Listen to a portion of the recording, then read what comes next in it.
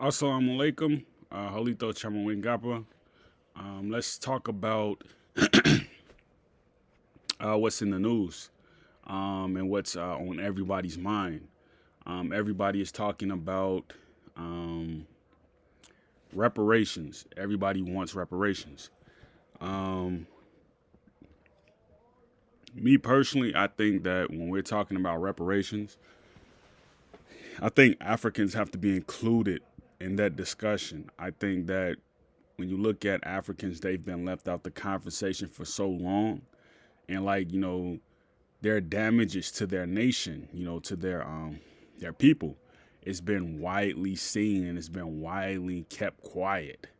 When you look at the Dutch down there in South Africa, the French, and the part of Guinea and Burkina Faso, um, the Italian and the Germans. When you look at Eritrea, even when you go northern, you have the Egypt peninsula. They've suffered damages as well. The Afro-Indigenous people there. So it's been all over. And obviously here in America, when you look at the fact that immigration policy has kind of put us at a standstill. When you look at our roads, when you look at our housing infrastructure, like it's all poor. Most of us still live in homes that were built in the early 1920s, early 1910s, and like we suffered the environmental damages that comes with, poor infrastructure, poor installation, poor everything, just poor everything. When you look at the fact that you're breathing in chemicals that are expired. When you look at the lead painting and all of that, this is the stuff that we have to deal with. And so like no one's really talking about it, and I think that it's sad. Actually, when you have a lawmaker who gets on the floor and puts their constituency first, because a lot of these people who are on the floors of the Capitol, they're not foundational Americans. You know what I mean? Like they're not Americans who you would say they were here from the beginning. They were people who left America, went somewhere else, built a nationhood, and they came back. You know what I mean? So it's like, why are we left out the conversation, or why our conversation isn't being heard? But I want to go a little deeper into this conversation about reparations. When you look at the fact that the Civil War kind of broke out, right? It was the North against the South against the North. Um, every Southerner knows about this. They keep it on their minds. They talk about it regularly. It's become a part of their everyday conversation. What about the North? You know what I'm saying? Like they don't like the North. When you go to Mississippi and you talk to people, they don't like people in the North. You know what I mean? They don't. When you look at the fact that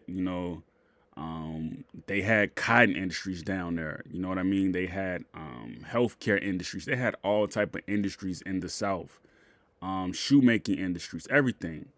And when the North came and they started to establish the Union, and they started to like create regulations and everything, you notice that the people who were down there, because I had people who were down there, the people who were down there during that late 1800s, they weren't thinking about leaving, but they had to leave around World War One. They had to leave.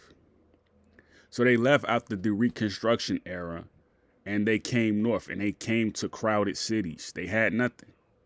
They had nothing. So we leave the South, we come up north, and we've been here all this time. Some of us went back down south, but a lot of us been up here all this time, and like we've had nothing. No one has come to our villages. No one has come to our towns. No one have come to our neighborhoods and said, you know what? We need to create a case study about the suffering that you all have caused.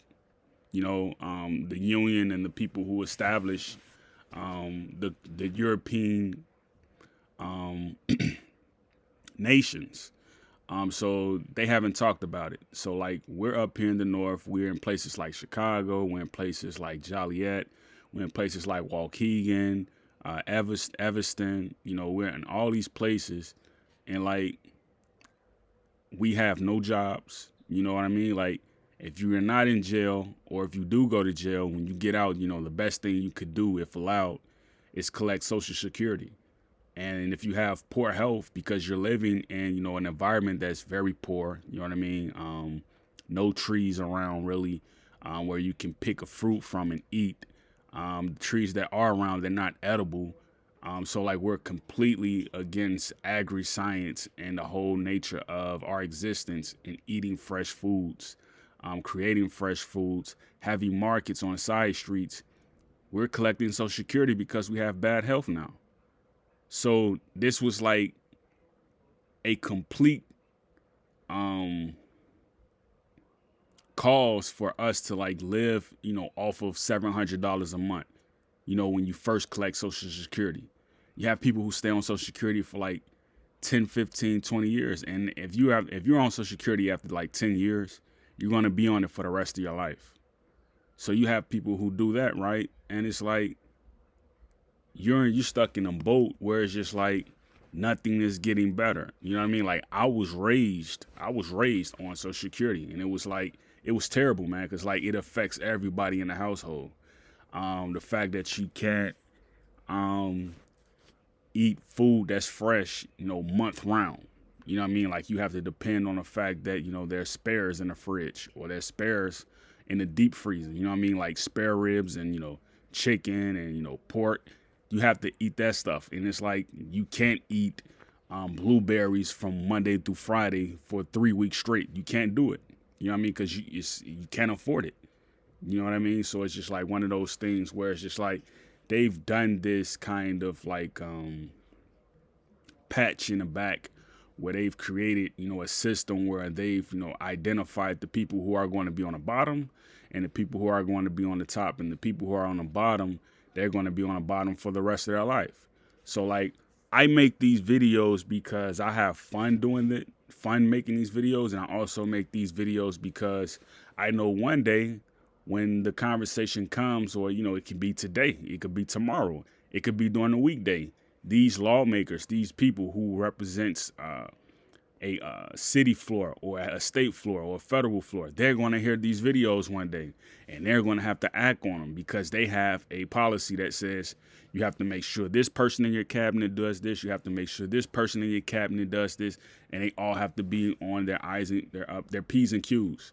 So again, there's no argument a person can make that says, yeah, black people don't deserve reparations. It's not true.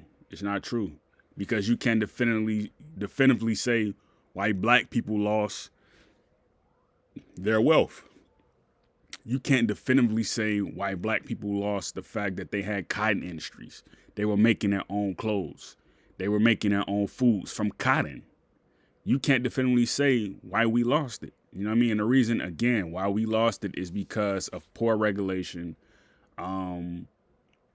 freezes to our economic trades, and, the fact that wars were going on.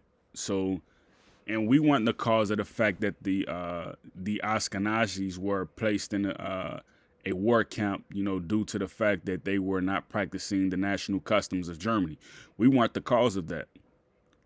You know what I mean? So we're not to blame for that, but we're paying for them to be here in America through our tax money. And a lot of people aren't talking about this. And I had to bring light to this, man, because it's like I'm tired of seeing like generations come, and then when a generation comes, it's like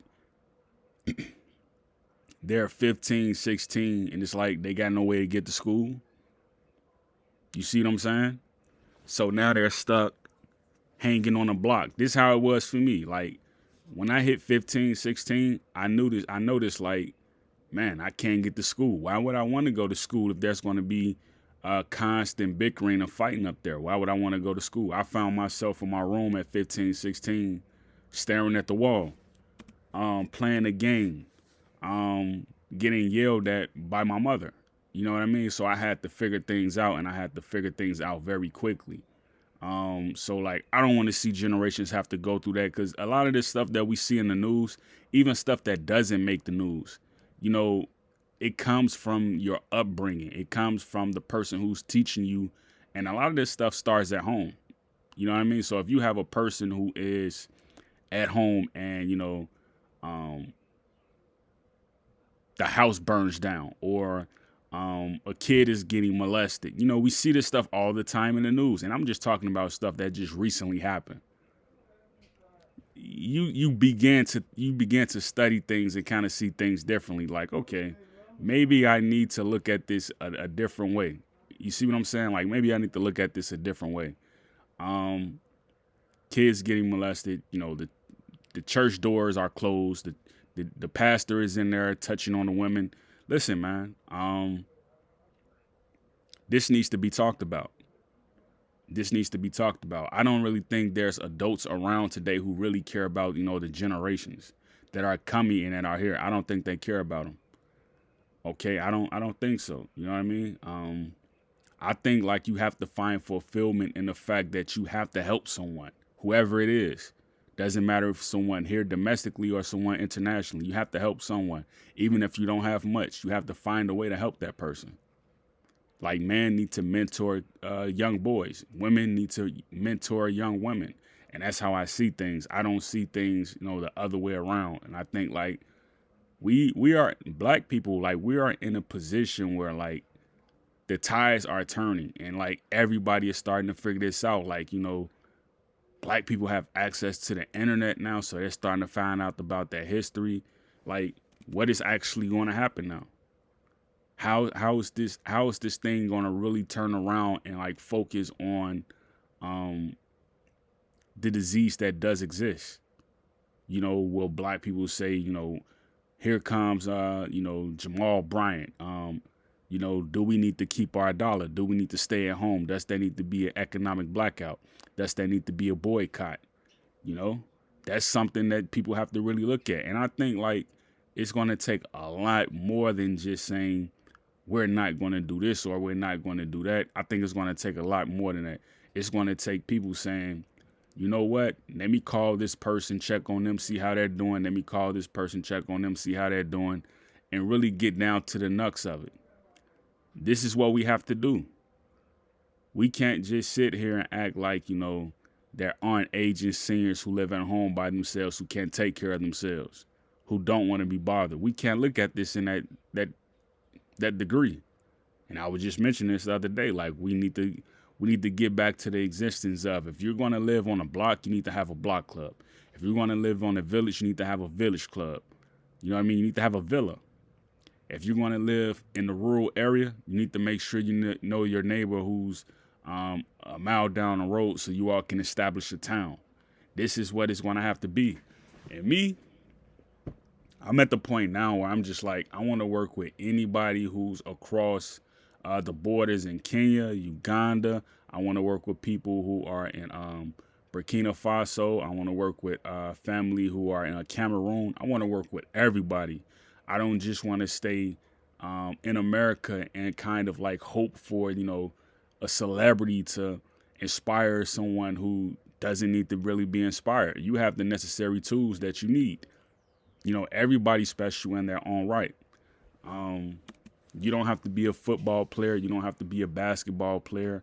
You don't have to be a hip hop artist. You don't have to be a rap artist. You don't have to make the next hit. You don't have to, star in a movie. Like, no. We have people out here who aren't, showing their talents on sites that are monetized. Like, why aren't you on YouTube showing the fact that you know how to fix a tire on a bike? Why aren't you on YouTube showing people around your town and, letting the locals know, hey, look, here's an app called YouTube. We can showcase what we do here so other people can come here and patronize our businesses. Why aren't they doing that? And this is why I kind of gave up on America. And I think like Maryland, they're talking about, trying to do what California did. And you know what? I kind of gave up on America because I'm looking at it like this, man. It's like, why am I here in America when I can be in Africa enjoying myself? Like, why am I here? You know what I mean? Like, you find good people here and there in America, but it's like, why am I here? You see what I'm saying? I can be in Africa helping their economy, helping their people get higher education in America, by sponsoring them to go to a university, a HBCU. I could be doing stuff like that. And it's like, that's the approach that I've been trying to take, and that's the approach I am taking.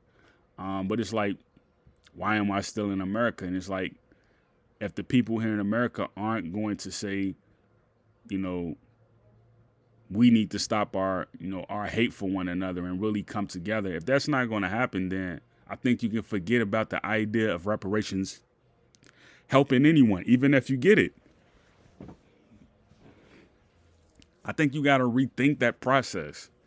I think you got to really think about the fact that, as long as the conversation of reparations is around, you're going to have people who are going to be shooting down that idea of you even possibly getting a stamp, glossed, notarized check in the mail every month saying this is for, the suffering of your people who went through slavery. You know what I'm saying? Like, if Africa sits there and, goes out that way every time, when they had, like, to this day, you hear African leaders like Julian Molina, all these African leaders.